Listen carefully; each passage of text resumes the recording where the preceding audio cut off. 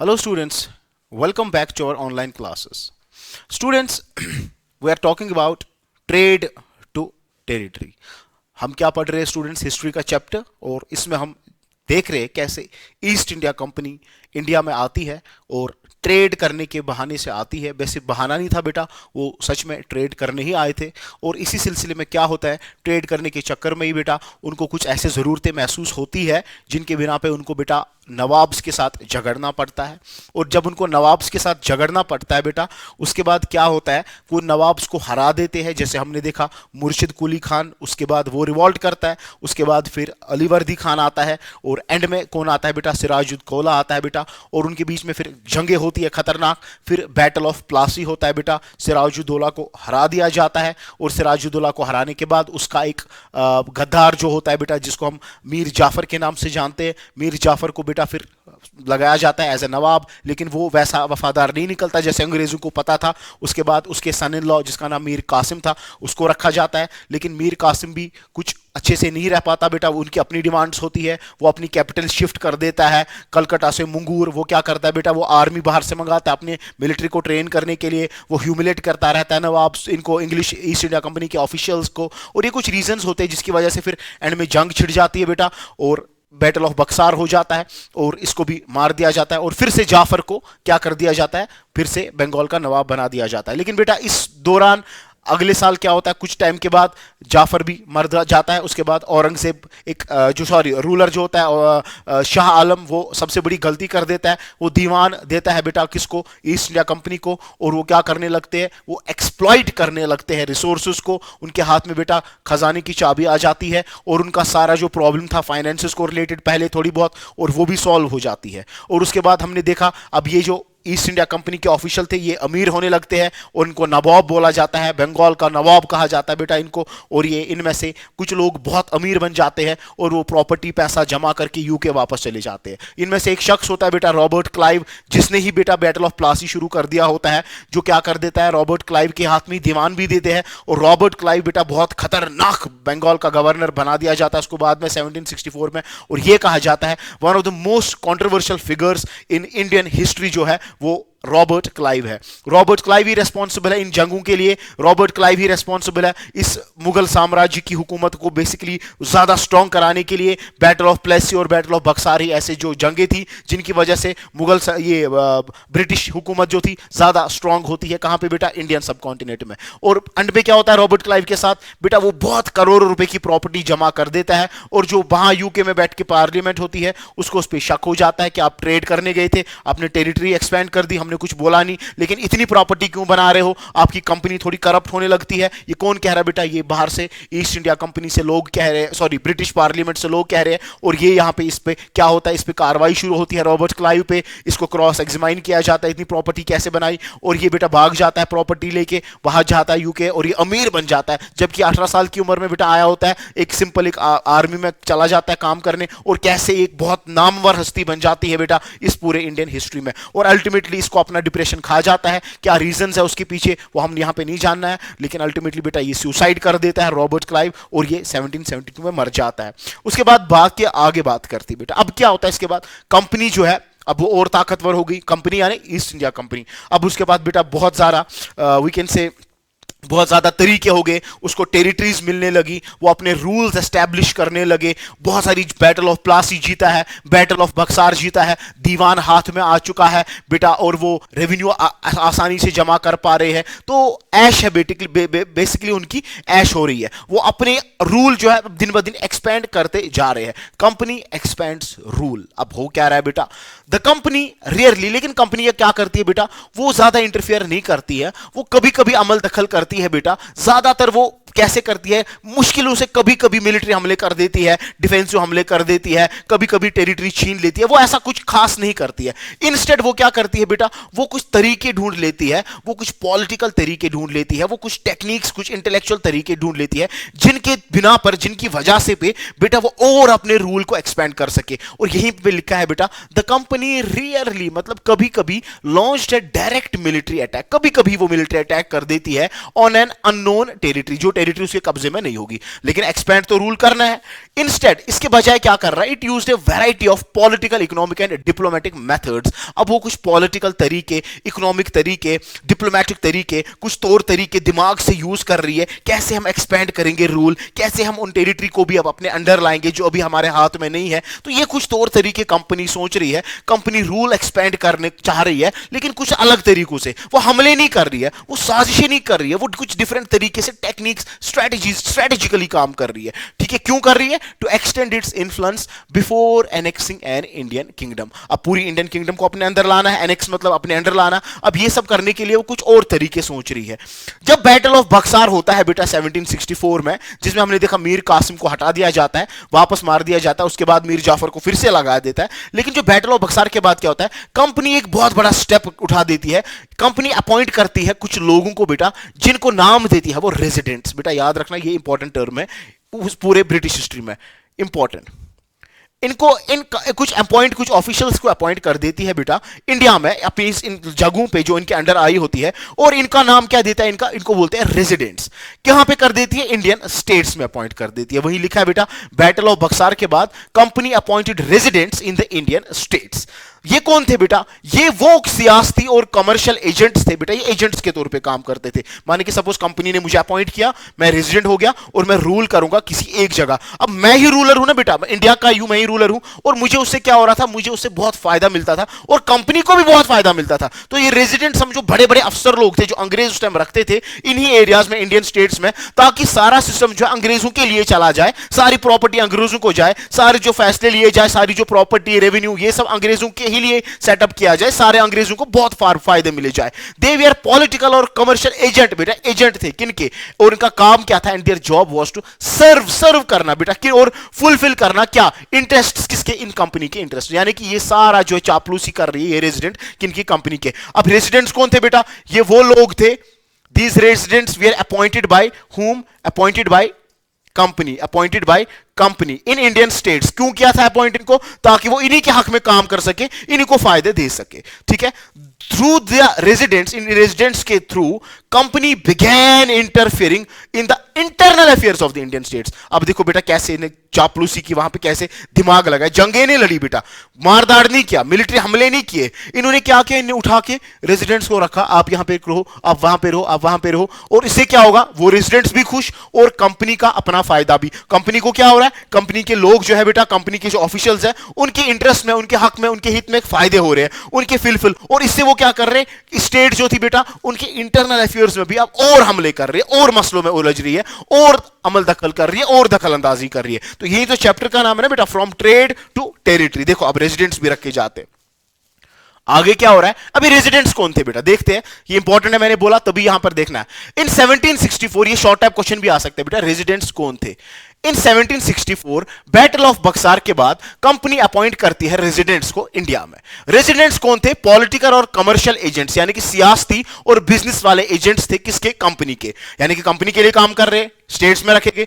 Residents where officials, ये वो officials थे, वो ऑफिसर्स थे, वो काम करने वाले थे जिनको अपॉइंट किया है किसने बेटा, ब्रिटिश सरकार ने, यानी कि ईस्ट इंडिया कंपनी ने इंडिया में, in the courts of princely states. बेटा तब प्रिंसली स्टेट्स थी, आपको याद होगा, हम आगे भी देखेंगे लेक्चर्स में, आप पढ़ोगे भी, इंडिया में बेटा प्रिंसली स्टेट्स हुआ करते थे, मान यहां की जहां डायरेक्ट प्रिंस रूल करते थे। इंडिया में कुछ 650 के करीब प्रिंसली स्टेट्स थे। अब इन्हीं यहां पे डायरेक्ट प्रिंस अपने प्रिंसेस थे बेटा जो रूल कर रहे थे। तो अंग्रेजों ने इन्हीं प्रिंसली स्टेट्स में, ये बाद में देखेंगे प्रिंसली स्टेट्स, प्रोविंशियल स्टेट्स, ये आगे देखेंगे कौन थे, लेकिन प्रिंसली स्टेट्स इंडिया ऐसा नहीं था ना बेटा जैसा आज है, यहां पे कोई एरिया था, यहां पे कोई एरिया था, यहां पे कोई एरिया था, तो बहुत सारे झुंड थे, ऐसा जैसा आज पॉलिटिक्स। वो तो बाद में फिर सरदार वल्लभ भाई पटेल यूनाइट कर देता है पूरे इंडिया को, एक पूरी प्रॉपर शेप देता है जो आज है। लेकिन बेटा ऐसा तब अंग्रेजों के टाइम पे नहीं था, यहां पे एक रीजन था, यहां पे एक अवध था, यहां पे बंगाल नीचे था, चेन्नई उधर था, कैलिकट इधर था, कश्मीर बिल्कुल अलग अलग थे, उधर इधर थे, उजड़े तो। लेकिन बहुत से छोटे प्रिंसली प्रोविंशियल स्टेट्स होते थे। अब जो प्रिंसली स्टेट 550-600 के करीब प्रिंसली स्टेट्स थी बेटा, ये क्या करते थे, इन्हीं प्रिंसली स्टेट्स में अंग्रेजों ने क्या किया, अब इन्हीं को रूल कर दिया। देखो कैसे एक्सपेंड कर रही है, इन्हीं को अपॉइंट कर दिया। किनको अपॉइंट कर दिया, रेजिडेंट्स को, ताकि ये इनके फायदे। अब इससे क्या होगा, इससे वो हर जगह पे और नजर रखेगा, हर जगह पे और उनके इंटरनल अफेयर्स में घुसेगा, हर जगह उनके कब्जे में और एरियाज आ रहे हैं बेटा। The responsibility of the resident, अब रेस्पॉन्सिबिलिटी क्या थी, रेजिडेंट का काम क्या था, was to ensure that rulers जो थे प्रिंसली स्टेट्स के acted according to their wishes, अब वो वैसे ही काम करे जैसे वो चाहते हैं। कौन चाहता है, जैसे ब्रिटिश सरकार चाहता है। And did not compromise British interest, और कंप्रोमाइज किसी भी हालत में ब्रिटिश के जो तौर तरीके हैं उन पर कभी भी कंप्रोमाइज नहीं होगा। देखो स्ट्रेटेजी बेटा, रेजिडेंट्स रखे प्रिंसली स्टेट्स वाले, देखो कहां से आए थे बेटा, एक शिप में आ गए ट्रेड करने, और अल्टीमेटली किले बनाए। किले क्यों बनाए, ताकि फ्रांस के साथ झगड़ा कर सके। इनके बीच नवाब उठते हैं, किले क्यों बना रहे हो, अगर ट्रेड करना करो, किले मत बनाओ। किले बनाने के बाद बेटा कैसे फिर नवाब परेशान होते हैं, वो जंगे इनसे शुरू करने लगते हैं। कैसे फिर बैटल ऑफ प्लासी, पहला जंग जहां पे इंडिया पूरी तरीके से अंग्रेज इन पर हुकूमत करना शुरू कर देते हैं इंडिया पर। उसके बाद क्या होता है, फिर बैटल ऑफ बक्सार होता है, नवाब को मार दिया जाता है। उसके बाद इनको दीवान दिया जाता है। एक एक गलती कर रहे हैं बादशाह, एक एक गलती बादशाह कर रहे हैं, और ये एक एक स्ट्रॉन्ग स्ट्रॉन्ग स्ट्रॉन्ग स्ट्रॉन्ग हो रहे हैं। अगर जाफर गद्दार नहीं निकलता बेटा, तो कहानी शायद हिस्ट्री, आज हिस्ट्री के पन्नों में कुछ और ही दलील होती, ये वाली कहानी नहीं होती। खैर ये तो इतिहास है बेटा, ये चीजें तो होनी है बेटा। अब उसके बाद क्या हो रहा है, उसके बाद अब ये रेजिडेंट्स अपॉइंट कर रहे हैं प्रिंसली स्टेट्स में, ताकि ये ब्रिटिश इनके हक में फायदे हो जाए। और residents appointed by the company were very powerful, ये बहुत ताकतवर, उनके पास बहुत पावर होता था। The Indian nawabs were expected, अब ये क्या एक्सपेक्ट कर रहे थे जो इंडियन नवाब है, to agree to every rule laid by the resident. Resident जो भी रूल करेगा, रेजिडेंट जो भी बात कहेगा, ये एक्सपेक्ट किया जाता था कि नवाब को हर कुछ एक्सेप्ट करना है, मानना है। The nawabs should be submissive to the British government, अब ये नवाब है, इनको क्या करना है, सबमिसिव होना है, यानी कि इनके अंडर ही काम करना है। किसके, ब्रिटिश गवर्नमेंट के। देखो पूरा अब कैसे कंट्रोल में आ गए, under the British government. And this was ensured by the residents, और ये रेजिडेंट्स का यही काम था कि ये जो नवाब है ये सारी बात हमारी माने, और हमारी मतलब अंग्रेजों की बात सारी माने। देखो बेटा अब कैसे कंट्रोल में आ रहा है पूरा देश। What power did residents have? आपकी किताब में एक छोटा सा पेज पे लिखा होगा what power did residents के पास क्या पावर था। बेटा ये एक छोटा सा खत लिखता है जेम्स मिल। जेम्स मिल पता है ना बेटा, हमने पहले चैप्टर में भी पढ़ा। जेम्स मिल कौन था, एक स्कॉटलैंड का इकोनॉमिस्ट था, पॉलिटिकल फिगर था बेटा, बहुत जाना माना। जो क्या करता है बेटा, जो एक किताब लिखता है हिस्ट्री ऑफ ब्रिटिश इंडिया, उसमें वो 3 डिविजन्स करता है बेटा, Hindu history, Christian history and British history, Indian history, Hindu history और मुस्लिम हिस्ट्री, 3 हिस्सों में डिवाइड कर देता है, और उसी हिसाब से फिर बाकी उसको कैसे उसको फिर रिवॉल्व करते हैं। ये किताब ऐसे है वैसे, वो हमने पहले चैप्टर में देखा। अब यही जेम्स मिल जब बहुत बड़ा प्रोमिनेंट फिगर होता है, ये लिखता है कुछ रेजिडेंट्स के बारे में और खत भेजता है बाहर पार्लियामेंट पे। क्या बोलता है, this is what James mill, famous economist and political philosopher from Scotland, wrote about the residents appointed by the company. अब ये लिखता है किन के बारे में, कंपनी के बारे में, ठीक है, सॉरी रेजिडेंट्स के बारे में जो कंपनी अपॉइंट कर रहा है। वी प्लेस अ रेजिडेंट, हम रेजिडेंट्स को रख देते हैं, who really is king of the country, जो पूरा एक बादशाह की तरह है इसमें। Whatever injunctions of non-inference he may act under, जहां नो इंजेक्शन बोलते हैं बेटा इंस्ट्रक्शंस को, जो भी इसको इंस्ट्रक्शंस देते हैं ये सब कर देता है। As long as the prince acts in perfect subservience, subservience बोलते हैं बेटा अंदर, submissive, उसके गुलामी में, सबमिशन को, मतलब यूं कह सकते हैं। क्या ये खत लिख रहा है जेम्स मिल ब्रिटिश को, हमने क्या किया, हमने रेजिडेंट्स रखे हैं, जो क्या पूरे बादशाह से बन गए हैं, जो भी इसको इंस्ट्रक्शन दिया जाता है वो करता है।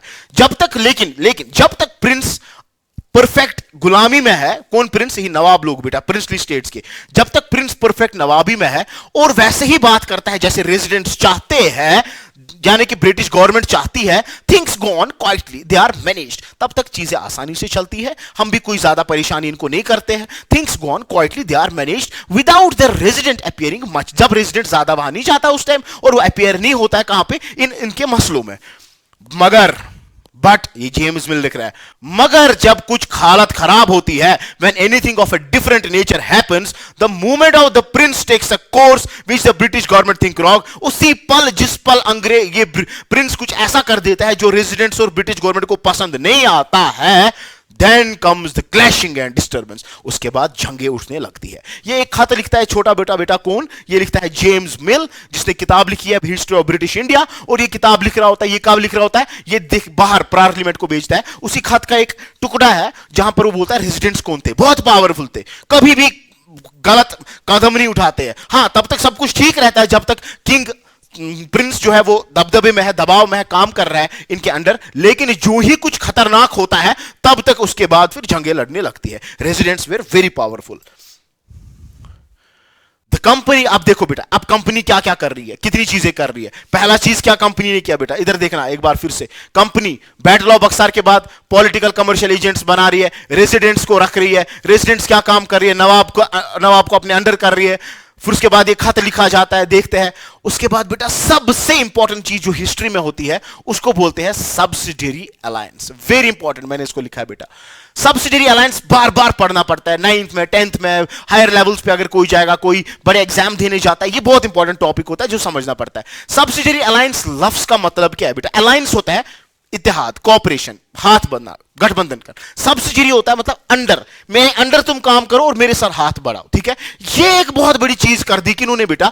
East India company. ये कंपनी क्या कर रही है? ये कंपनी कह रही है किनको? इन सब स्टेट्स को, आप सब्सिडियरी अलायंस करो हमारे साथ, यानी कि ऐसा इत्तेहाद करो, ऐसी कॉपरेशन करो, आप हमारे अंडर आओगे। उस तरीके से कैसे आओगे? According to the terms of this alliance. इस अलायंस में क्या करना था? अलायंस मतलब कॉपरेशन। इस अलायंस में क्या होता? जितने भी इंडियन, पहला जितने भी इंडियन रूलर थे, they were not allowed to have their own independent armed force. देखो बेटा, अब इनसे ताकतें भी छीनी जा रही है। अंग्रेजों ने दिमाग लगाया बेटा, गोरी चमड़ी वाले बहुत खतरनाक थे, इन्होंने कैसे कैसे तरीके ढूंढे, रेजिडेंट रखे, दीवान हासिल किया, जंगे लड़ी, और क्या कुछ करने को बेटा तैयार हो रहे हैं। अब देखो क्या हो रहा है, अभी दिमाग लगा रहे, क्या कर रहे? सब्सिडियरी अलायंस किया जाएगा। सब्सिडियरी अलायंस में क्या होगा? जितने भी इंडिया के बादशाह है, अब तुम्हारे पास अपनी अपनी आर्मी भी नहीं होगी, माने कि उनसे ताकतें भी छीन रही है, यानी कि अगर कभी जंग भी लड़नी पड़ी तो तुम लड़ ही नहीं पाओगे। तो पहला पॉइंट यही था। दूसरा point, they were to be protected by the company. तो कैसे प्रोटेक्ट करोगे रूलर्स को? किंग्स को, नवाब्स को भी प्रोटेक्ट तो करना है,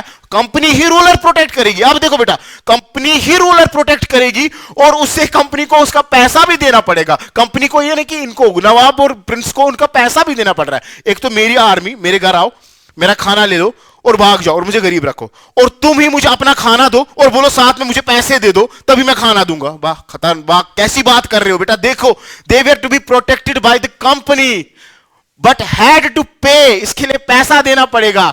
उसको क्या बोलेंगे? Subsidiary forces. जो फोर्सेस रख रही है ईस्ट इंडिया कंपनी, उसके लिए पैसा भी देना पड़ेगा। पहली शर्त, अपने फोर्सेस नहीं रखने, खतरनाक शर्त। दूसरी, हम कैसे खुद को बचाएंगे? हम आर्मी देंगे ना। तो क्यों दोगे? क्योंकि आप पैसा दोगे। बेटा पागल हो गए होंगे उस टाइम वो लोग। That the company was supposed to maintain for the purpose of this protection। ठीक है, दो चीजें। if the Indian rulers failed to make the payment then part of their territory was taken away as penalty। बेटा बहुत बहुत बहुत नाइंसाफी हो रही है, बहुत गलत हो रहा है। पहली बात, फोर्सेस नहीं रख पाओगे। दूसरी बात, अगर हम आपको फोर्सेस देंगे, आपको हमको पैसा देना पड़ेगा। अगर आपने पैसा नहीं दिया तो आपको क्या करना पड़ेगा? आपको हमको जमीनें हमारे अंडर देनी पड़ेगी। ये था बेटा सब्सिडियरी अलायंस। खतरनाक चीज बेटा। अब देखो कितने फंस गए। कभी बादशाह रहा करते थे, बंगाल, नवाब, ये सब चीजें, मुगल्स। उसके बाद हालत तो देखो, अपनी फोर्सेस भी नहीं रख पाएंगे। सब्सिडियरी अलायंस के लिए उनको मनाया जा रहा है, और सब्सिडियरी अलायंस बहुत खतरनाक कंसेप्ट था बेटा। अभी कंसेप्ट में क्या हो रहा है? आपकी आर्मी छीनी जाएगी, अपनी आर्मी नहीं रख सकते हो। उसके बाद हम आपको आर्मी देंगे, और अगर आपको आर्मी देनी है, अगर हमको आपको आर्मी देनी है, अगर if we have to give you the army, if you have to give the army, mic is on, it's working.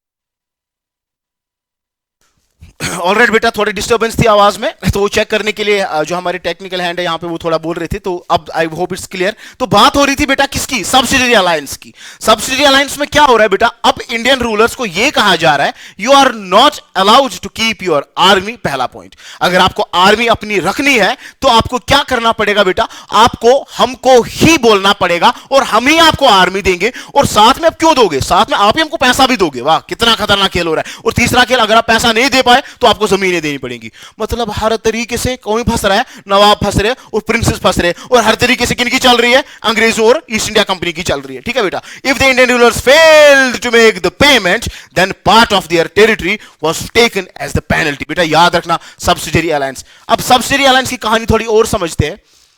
ये था बेटा अंडर द गवर्नर जनरल। ये बेटा याद रखिएगा नाम, governor general Richard Wellesley. Wellesley ये कौन था बेटा? गवर्नर था, ठीक है। रिचर्ड वेलेस्ली, जिसको लॉर्ड वेलेस्ली भी बोलते हैं, ये क्या बन गया बेटा? बाद में जनरल गवर्नर बन गया, गवर्नर जनरल बन गया। 1798 से बहुत सारे गवर्नर जनरल्स बने थे। जैसे इससे पहले रॉबर्ट क्लाइव को बनाया गया था पहला गवर्नर जनरल ऑफ बंगाल। बाद में ये बनता है 1798 में कौन? वेलेस्ली।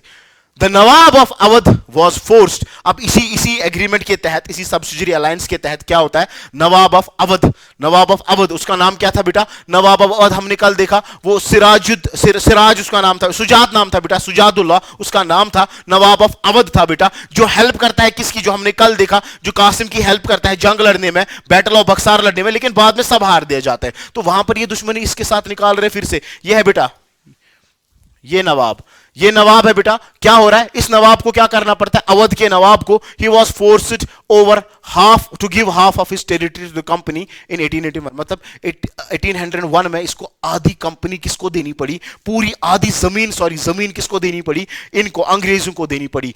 और ये इसके बेटे हैं, यहां से देखो कैसे छोटे छोटे बेटे इसको देख रहे हैं। और ये नवाब है, नवाब सुजादुल्ला, ठीक है। एज ही फेल्ड टू पे फॉर द सब्सिडरी अलायंस, देखा बेटा आधी जमीन इसकी हड़पी गई। कैसे अंग्रेजों ने गेम खेला, कैसे ईस्ट इंडिया कंपनी ने गेम खेला, कितने खतरनाक सब्सिडरी अलायंस इतना खतरनाक कंपोनेंट पार्ट है ना हिस्ट्री का, इंडियन हिस्ट्री का, खासतौर पे ब्रिटिश हिस्ट्री का, जिसने बेटा पूरे इन अंग्रेजों ने, पूरे इन नवाब्स और बंगाल्स के इन रूलर्स को क्या किया बेटा? इनकी शाखें हिला दी पूरी तरीके से, हर तरीके से मजबूर थे, क्योंकि दीवान भी इनको दिया गया था बेटा, जंगे भी हार चुके थे, जमीनें भी दी गई थी बादशाहों ने इनको, तो ताकतें भी, रेजिडेंट्स भी अब ये रख चुके थे। अब उसके बाद सब्सिडरी अलायंस भी करना है। तो देखो बेटा कितने तरीके हो रहे हैं सब्सिडरी अलायंस। उसके बाद क्या होता है? Hyderabad was also forced, Hyderabad भी क्या किया जाता है? ये पहली स्टेट थी बेटा, पहला रीजन था which was forced to cede territories on the similar ground, sorry not terrorist, territories on similar grounds. So Hyderabad was the first area beta which was basically ceded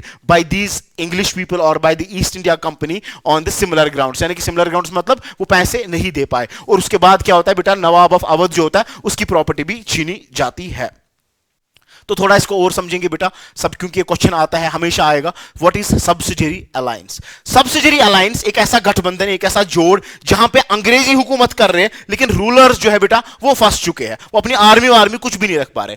it was first introduced by the French. याद रखना बेटा, देखो अब ये question आता है कभी कभी, सबसे पहले ईस्ट इंडिया कंपनी अंग्रेजों वालों ने नहीं किया था, सबसे पहले ये फ्रेंच के एक इंसान ने किया था। फ्रेंच का एक ईस्ट इंडिया कंपनी का गवर्नर था जिसका नाम था जोसेफ फ्रैंकोइस ड्यूप्लेक्स। बेटा ये याद रखना नाम, बहुत इंपॉर्टेंट नाम है हिस्ट्री में, जोसेफ फ्रैंकोइस ड्यूप्लेक्स। सबसे पहले हमने बोला बेटा वहां पे फ्रेंच लोग भी थे, डच लोग भी थे, सब थे, ये सब भी अपना काम कर रहे थे, तो वो भी वहीं से आए थे बेटा, यूरोप से आए थे, जैसे ईस्ट इंडिया कंपनी आई थी। तो सबसे पहले ये तस्वुर जो आया था बेटा, ये पूरे यूरोप ही खतरनाक था बेटा। सबसे पहले ये फ्रेंच इसी इंसान के दिमाग में खतरनाक आया था, सब्सिडरी अलायंस सिस्टम। लेकिन बाद में कौन यूज कर रहा है इसका? लॉर्ड वेलेस्ली यूज कर रहा है, जो गवर्नर जनरल था इंडिया का 1798 से 1805 तक।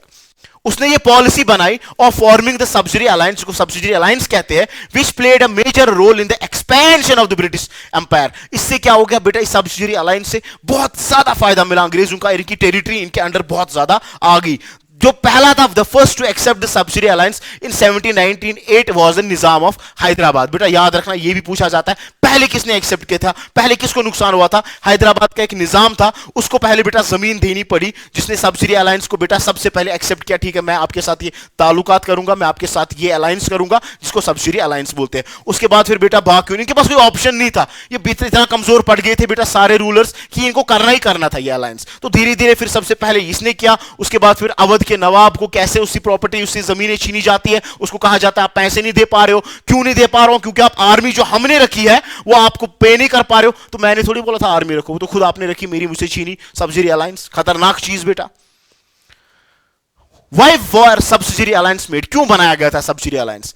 इस स्कीम के तहत, इस स्कीम में क्या होता है, under this subsidy alliance scheme, जो रूलर था एलाइड इंडियन मतलब एलाइज किसको बोलते हैं? जो इनके साथ दोस्ती कर रहे हैं, यही वाले दोस्ती क्या कर रहे हैं मजबूरी में, जो इनके साथ कोलिशन कर रहे हैं, was obliged, मतलब वो मजबूर थे to allow the permanent stationing within the territory of a British force. मतलब आप परमानेंटली अपनी फोर्स को लाओ, अंग्रेजों को फोर्स को लाओ और हमारे एरिया में रखो, एंड टू पे a subsidy for its maintenance, और सब्सिडी देना पड़ता है ना, और साथ में पैसा भी देना पड़ेगा इस मेंटेनेंस को. अब देखो कितना खतरनाक अलायंस था. मतलब अपनी फोर्स नहीं रख सकते हो, मैं फोर्स रखूंगा आपकी वहां और आप मुझे पैसे दोगे. अगर पैसे नहीं दे पाओगे तो क्या होगा, आपको जमीन देनी पड़ेगी. ठीक है बेटा.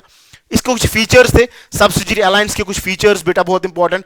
द नेटिव रूलर, नेटिव किसको बोलते हैं, जगह का रूलर जो था, who became a subsidiary ally, ally मतलब जिसने कॉपरेशन की, एलाई बोलते हैं जो कॉपरेशन करेगा, जो इनका इसके साथ हाथ जोड़ेगा. Who became the subsidiary ally of the English, अंग्रेजों का, would be protected by the company's government against foreign attack. मतलब बाहर से जो अटैक होगा आपको कौन बचाएगा, आपको बचाएगा कंपनी, ईस्ट इंडिया कंपनी. बस बेटा नाटक था, ऐसा कुछ नहीं था, असल में कुछ मकसद और था अंग्रेजों का. The native ruler had to maintain a force under British command and pay a subsidy for the maintenance. अब जो नेटिव रूलर था उसको क्या करना था, उसको सारी फोर्सेस मेंटेन करानी पड़ रही है और साथ में क्या देना पड़ रहा है, पैसा. और फोर्स कौन दे रहा है, फोर्स परमानेंटली जमा कर रहा है कौन, बेटा अंग्रेज वहां पे, east India company.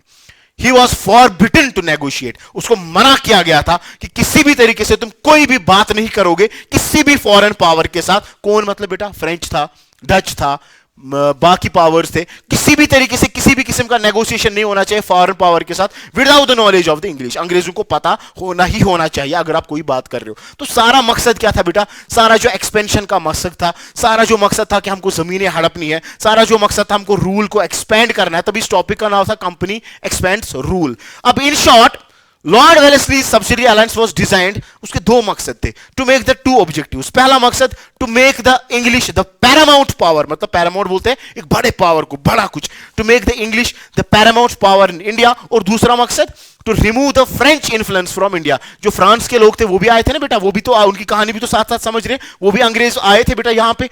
French were totally at that moment here, it was also doing trade like this east India company was doing. तो ताकि फ्रेंच भी धीरे धीरे अपने कदम जमाना चाहती थी, लेकिन ईस्ट इंडिया कंपनी ने इनकी मदद, ईस्ट इंडिया कंपनी को कदम जमाने नहीं दिए. तो व्हाट वाज हैपनिंग, यही मकसद था वेलेस्ली का. पहला मकसद क्या था, फर्स्ट मकसद to meet the two objectives. पहला to make the English the paramount power in India, second to remove the French influence from India. France को इंडिया के पूरे इन्फ्लुएंस से हटाना है, इंडिया के टेरिटरी से ही हटाना है. तो ये था बेटा सब्सिडी अलायंस. तो बहुत इंपॉर्टेंट अलायंस. आज हमने यहां पे क्या चीज सीखी बेटा, सबसे पहले इन्होंने रेजिडेंट्स रखे, और रेजिडेंट्स कौन थे, ये कठपुतली थी बेटा जो अंग्रेजों ने रखे थे कुछ officials in Indian princely states में, ताकि ये उनके इंटरनल अफेयर्स में इंटरफेयर कर सके, और क्या है बेटा उनकी प्रॉपर्टी वो धीरे धीरे हड़पा सके और उन पर कब्जा कर सके. यही मकसद था. उसके बाद होता है सब्सिडी अलायंस, जो खतरनाक अलायंस होता है, जो सबसे पहले फ्रेंच एस्टेब्लिश करती है, फ्रैंकोइस डुप्लेक्स. उसके बाद ये ख्याल मिलता है किसको बेटा, इस वाले को भी, वेलेस्ले को भी. और ये क्या करता है, सबसे पहले निजाम ऑफ हैदराबाद इसको एक्सेप्ट कर रहा है. उसके बाद नवाब ऑफ अवध जो था उसको भी अपनी प्रॉपर्टी सारी देनी पड़ती है इस सब्सिडी अलायंस के तहत. सब्सिडी अलायंस मतलब सब्सिडी देनी है, और ये कॉपरेशन मतलब आपको हमारे अंडर हो इस अलायंस में, इस एलाई जो हमारे बनोगे, आप इसके हमारे अंडर काम करोगे, और आपकी अपनी आर्मी नहीं होगी आप, मतलब सारा मकसद था बेटा. अब ये इनकी ताकतें बहुत मजबूत हो चुकी थी. इनके बेटा जो ये झंडे इन्होंने गाड़े थे इंडिया में, ये बहुत जमीन के बहुत अंदर चले गए थे, और बेटा अब इनको कोई हरा नहीं सकता था. सब्सिडियरी अलायंस इसी का सबूत था कि अब ये बहुत ताकतवर हो चुके हैं, और हम क्या कर रहे हैं, हम अब सारी प्रॉपर्टी ले रहे हैं लीगली. बेटा तरीका देखो, आर्मी अपनी नहीं रखोगे, हम आपकी आर्मी रखेंगे, और आप पैसे नहीं दे पाओगे तो जमीन. तो कैसे इन्होंने जमीनें एक्सपेंड कर ली, अपनी अपनी जमा कर ली. That was all due to this subsidiary alliance. बेटा याद रखना, इंपॉर्टेंट क्वेश्चन है, हमेशा आता है सब्सिडियरी अलायंस सबसे पहले किसने एक्सेप्ट किया, निजाम ऑफ हैदराबाद. और सबसे पहले किसने लाया बेटा तस्वुर, जो इसके जहन में आया था वो था फ्रैंकोइस डुप्लेक्स, फ्रेंच का बेटा, ईस्ट इंडिया फ्रेंच कंपनी का बेटा मेंबर था. उसके बाद क्या है, उसके बाद लॉर्ड वेलेस्ली जो ईस्ट इंडिया कंपनी का मेंबर होता है. तो बेटा ये आज का टॉपिक था. Will continue tomorrow. हम देखेंगे अब टीपू सुल्तान की कहानी पढ़ेंगे कल. टीपू सुल्तान कौन था, कैसे खतरनाक रूलर था, कैसे वो उस टाइम अपनी जंग लड़ रहा था, कैसे वो एक्सपेंड इनको होने से रोक रहा था. Will continue it in the tomorrow's lecture. Thank you बेटा, गॉड ब्लेस यू, अस्सलाम वालेकुम.